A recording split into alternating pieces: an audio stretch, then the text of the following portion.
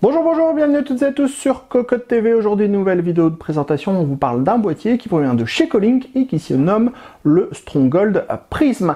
Un boîtier ATX qui va vous permettre d'installer votre configuration à l'intérieur d'un boîtier qui sera presque intégralement en acier. La face avant est en acier, type Airflow.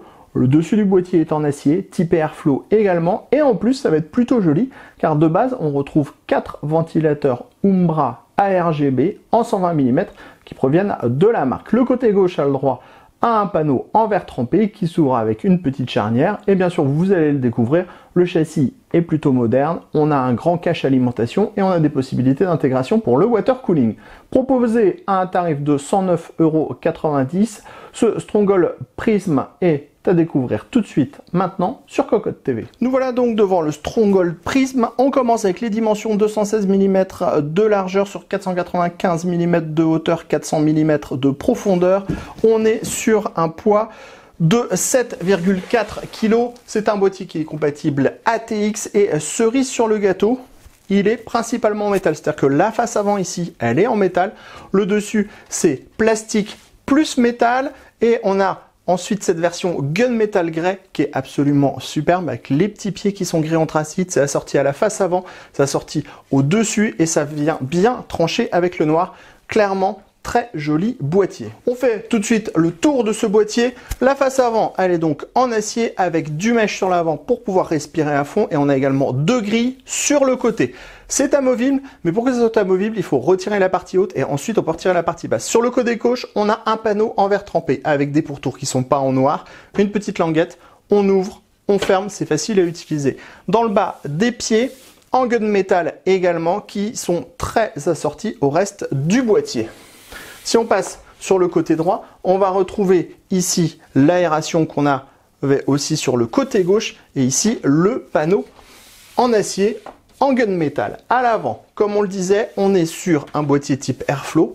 Donc on a un mesh acier qui vient protéger 3 ventilateurs de 120 mm qui sont présents de base. Ce sont des ventilateurs de la marque en ARGB. Sur le dessus, on va retrouver le panneau de contrôle ici. Donc on est toujours sur une partie en métal avec le Power On, le bouton pour gérer les LED, le reset, un USB 3.0, deux USB 2.0, les entrées sorties audio. Sous cette grille, on retrouve un mesh plastique aimanté pour une double filtration. Vous pourrez le retirer si vous n'en avez pas besoin. Et on a une grille qui est compatible 2 x 120 mm, 2 x 140 mm. À l'arrière, on retrouve une structure assez classique. Ici, vous avez les points pour pouvoir libérer la partie haute. Vous poussez vers le haut et ça va se libérer. Ici, on trouve une grille avec un ventilateur de 120 mm, un réglage de la hauteur sur 4 cm. Le ventilateur, il est ARGB, il provient de la marque, c'est un Umbra.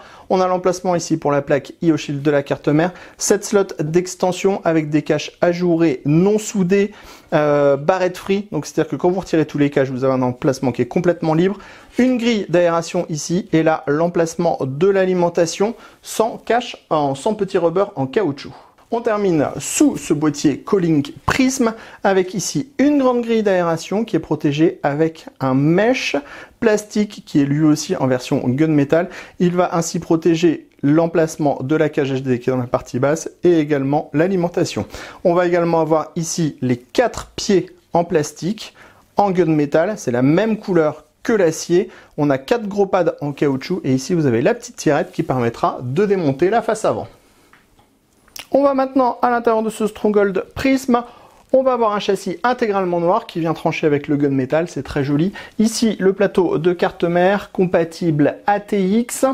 Il propose un large accès backplate. On a 3 passages dans la partie haute, 2 passages sur le côté. Pas de cache en caoutchouc, on n'est pas sur un boîtier haut de gamme. Dans la partie basse, on a le cache alimentation avec 3 passages dans le fond, une grande grille sur le dessus et ici une fenêtre pour l'alimentation. Si on passe à l'avant, on va trouver 3 ventilateurs de 120 mm Umbra de la marque. Ils sont en RGB, ils sont reliés à un système de gestion à l'intérieur du boîtier juste derrière. On pourra remplacer les 3 ventilateurs de 120 mm par 3 ventilateurs de 140 mm. On a une ouverture à l'avant du cache alimentation, ce qui permettra de mettre du radiateur de water cooling en 360 mm maximum et en push-pull si on le désire. Si on passe à l'arrière, on retrouve de nouveau un ventilateur Umbra en 120 mm. On a ensuite 7 slots d'extension avec des caches ajourées, non soudées, montage par vis classique. Dans le bas, l'emplacement de l'alimentation sans patin pour lutter contre les vibrations. Dans la partie haute, on va retrouver une grille qui est compatible 2 x 120 mm ou 2 x 140 mm. Pour le radiateur de water cooling, ça sera 240 mm maximum. On passe maintenant à l'arrière du plateau de carte mère. Donc vous allez le voir, on retrouve les 3 passages dans la partie haute, les 2 passages sur le côté, l'accès backplate, 2 braquettes SSD 2,5 pouces. Dans la partie basse, on a la cage HDD qui permettra de mettre un disque dur, un SSD, un disque dur, un SSD sur le dessus. Sachez que la cage est amovible, vous pourrez donc la retirer, elle est maintenue par 2 vis à main. Enfin, ici, on a beaucoup de câbles, c'est normal, on a 4 ventilateurs RGB, 2 câbles par ventilateur, un pour la prise fan, un pour la prise RGB, et c'est vrai que ça fait vraiment beaucoup de câbles à gérer. Alors sachez que la porte ferme sans aucun problème, même après le montage, mais ça fait quand même beaucoup de câbles. On passe maintenant à notre boîtier Stronghold Prism avec la configuration montée à l'intérieur. Alors vous allez voir, côté carte mère, ventirad CPU et carte graphique, c'est plutôt très propre. On a un espace qui est intégralement noir. On a des passages absolument partout, à tous les endroits principaux, ce qui permet d'avoir un montage qui est vraiment très propre. On pourra, si vous voulez utiliser du gros water cooling, mettre du 360 mm à l'avant. On a un gros passage à l'avant du cache alimentation. Le cache alimentation, il est intégralement aéré. On pourra en plus faire des déports par exemple pour les petits braquettes SSD, et au niveau de la configuration, même dans la partie haute, on a encore 5 bons centimètres, ce qui veut dire que si on passe par un IO water cooling, on sera également tranquille. Certes, il n'y a pas de cache en caoutchouc, mais on n'est pas sur un boîtier haut de gamme. Si on passe à l'arrière, vous allez voir que là par contre ça se complique un peu plus, tout simplement à cause du RGB, comme bien trop souvent. On a 3 tonnes de câbles. Alors oui, tout est pré-câblé de base, mais ça fait quand même un gros amas de câbles qui est ici au centre, et ce qui fait que, alors ça ferme sans problème avec la porte, mais si on veut rajouter d'autres ventilateurs ou d'autres accessoires RGB, ou qu'on a un HDD, un SSD en SATA, et qu'on a du coup un câble d'ALIM, 2 câbles SATA, ça va être un petit peu plus juste. Alors après, le boîtier, il est typé RGB, donc forcément quand on a du RGB, la plupart du temps on a également beaucoup de câbles, et c'est peut-être là le principal défaut de ce boîtier Stronghold Prism. On en termine de la découverte de ce boîtier Stronghold Prism avec notre machine allumée. Alors sachez que de base on a 4 ventilateurs de 120 mm, on va d'abord vous parler un petit peu technique. On ne peut pas modifier la vitesse de ces ventilateurs. Ils sont à vitesse fixe. Vous pouvez le faire par vous-même si vous débranchez en fait les 4 ventilateurs du boîtier de commande Calling qui est livré avec le boîtier, et que vous passez par un autre système pour réguler vos ventilateurs. Mais de base, les ventilateurs, on ne peut pas régler la vitesse. Ils tourneront comme ils le sont maintenant et ils produisent 38,5 dB. Donc pour vous donner un ordre d'idée, on entend les 4 ventilateurs, mais ça restera très certainement très supportable pour une grande partie des utilisateurs. On a 4 ventilateurs, forcément ça va produire du bruit. Après on est sur un boîtier qui est plutôt typé Airflow, donc ça va permettre d'avoir des bonnes performances, et ça c'est plutôt intéressant. Dans le boîtier, vous allez également avoir cette petite télécommande. Alors il y a un speed plus, un speed moins. On s'était dit c'était pour les ventilateurs à la base, mais ce n'est pas pour les ventilateurs. Ça va servir pour, par exemple, dormir la nuit. On éteint les lumières RGB. Bien sûr, si votre ventirad il est branché au boîtier, ça éteindra aussi le ventirad.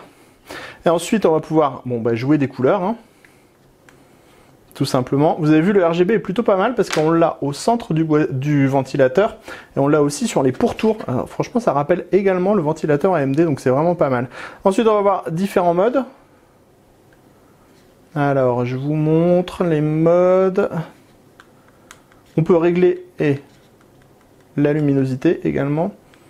Donc voilà, là on passe en multicolore. Donc si on veut aller moins vite sur le défoulement des couleurs, pour être un petit peu comme sur le ventirad AMD, c'est possible. Ensuite, on fait défiler les modes. Voilà, et des modes, il y en a plein. Vous pourrez faire absolument ce que vous voulez avec ce Stronghold Prism.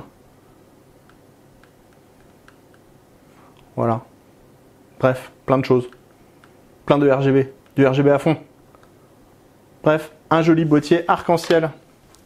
Allez, sur ce, vous savez tout de ce boîtier Stronghold Prism par Colink. On se donne rendez-vous très prochainement sur cocotland.com pour toutes nos news, tous nos articles à propos du matériel informatique. On se donne également rendez-vous sur Cocotte TV pour toutes nos prochaines vidéos. On vous dit à très bientôt.